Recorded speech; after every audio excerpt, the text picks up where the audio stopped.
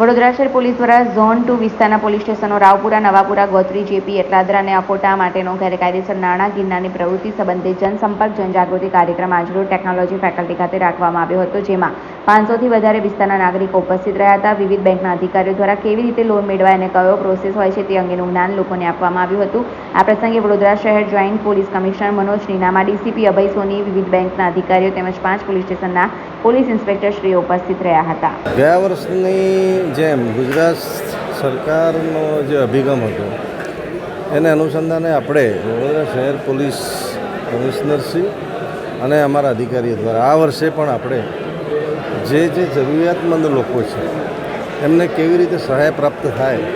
અને એમને ક્યાંથી નાણાકીય લાભ અથવા લોન અથવા સહાય મળી શકે એ વિષયના એક માર્ગદર્શન કેમ્પનું આજે ઝોન 2 ડીસીપી દ્વારા આયોજન કરવામાં આવ્યું. એમાં જે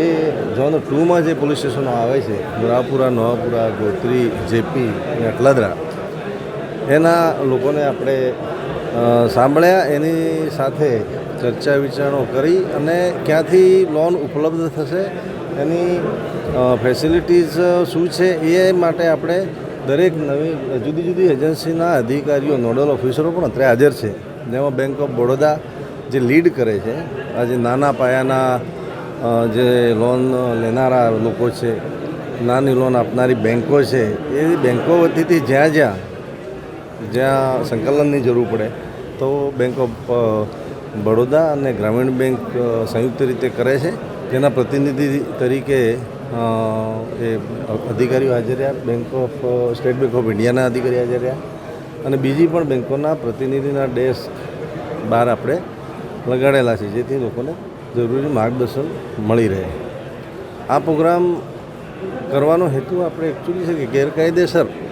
વ્યાજખોરો વિરુદ્ધની જે ઝુંબેશ આપણે ગયા વર્ષે ચલાવી હતી એમાં આપણે ગયા વર્ષે સફળ રહ્યા અને આખું વર્ષ આપણને ઓછી ફરિયાદો મળી. તો આમાંથી ધીરે ધીરે લોકો બહાર નીકળે,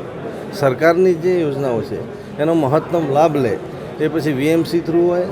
જિલ્લા ઉદ્યોગ કેન્દ્ર થ્રુ હોય કે પછી બેંકો થ્રુ હોય, પણ લોકો એનો મહત્તમ નાણાકીય લાભ લે અને જે લોકો વ્યાજના ખોટા ખપ્પરમાં જે ફસાઈ જાય છે એ ન ફસાય એના માટેનો આ એક પોલીસનો એકમાત્ર પ્રયાસ છે.